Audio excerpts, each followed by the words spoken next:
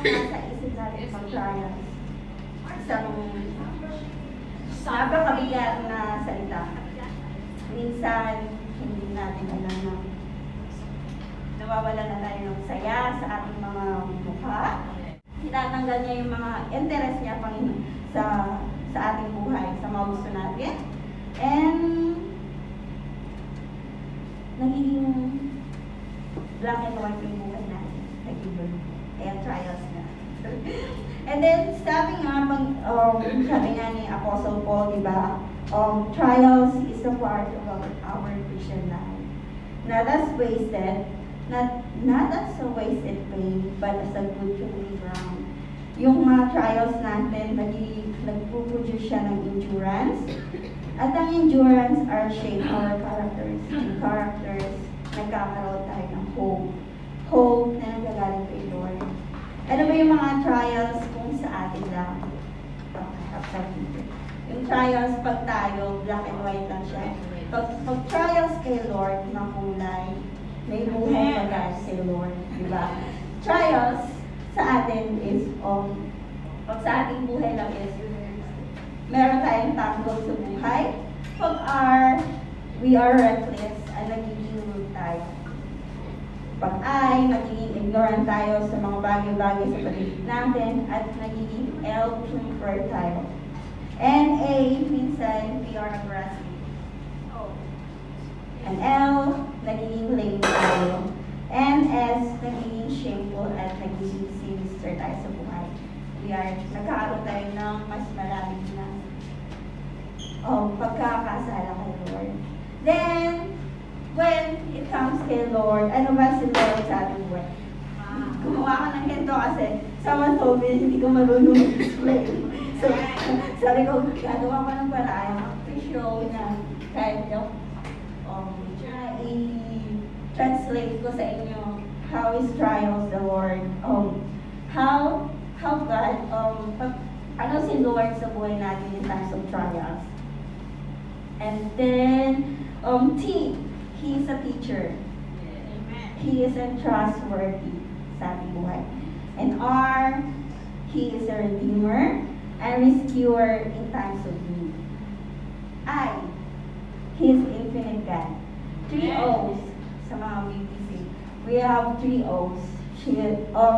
The Lord is omnipotent, He is omniscient, and omnipresent. Diba? Kahit saan, He is a God in everywhere. A, He is Abba Father. He is the author of salvation. Like ko yung A na abide. Pag sinabing abiding, staying close to Jesus and staying open our hearts na i-shape na yung character natin sa Panginoon. And then L, He is a listener and a lover of our soul. And S, He is a shelter and savior of the Lord Jesus Christ. Sabi nga, may 3 uri daw ng pagsubok sa ating buhay. Number 1 is yung mga trials na nagmumula sa sarili natin, na kasalanan o pagkakamali. Pangalawa, yung pagsubok na nangyayari dahil sa mundo o kaya nangyayari sa ating kapaligiran. Mga puno ng sakit, mga karamdaman, at sa ating mga taong hindi perfecto. At ang pangatlo, yung trials na handang iparana sa atin ng Panginoon Diyos dahil nais na tayong lumago. Amen! Sabi nga sa sa book of Psalm, chapter 50, verse 15, call on me in the day of trouble, and I will rescue you, and I will honor you. Sabi dito, call on me. The Lord is commanding us na lumapit sa Kanya, to seek Him, and to draw near close to Him. Amen. Tapos, in the day of trouble, yun yung response natin to the Lord na in the moments of trials, nakasama siya na harapin yung mga pagsubok sa ating buhay. Then, pag sinabing, I will rescue you, yun yung the love and compassion of the Lord, that no matter how big our trials, His deliverance is certain. And doon. And then, you will honor me. Okay, God saved you in same reason. He does anything for His own glory. Diba? I asked someone na some of you kilala siya and karoon siya ng trials in his life. I asked him 2 questions. Sabi ko, how to trust God during trials? Sa trials mo, sabi ko.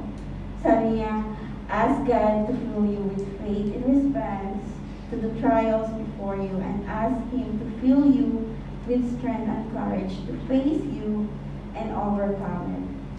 Tapos yung second question niya, second question ko is, what's the purpose of trials? He says, God uses trials to condition our hearts for holiness and increase our spiritual maturity. And then, di ba, sabi sa Ephesians chapter 1 verse 6, God has done all these things to the praise of His glorious and grace, and He lavished on us in the loved one. Na ano man yung mga nangyayari sa ating kapaligiran, ano man yung mangyari is in the Lord's glorious pa rin mangyayari sa kung ano man yung mga nangyayari natin at the end of this trial, si Lord pa rin ang mapapapulihan. Thank you. And please all.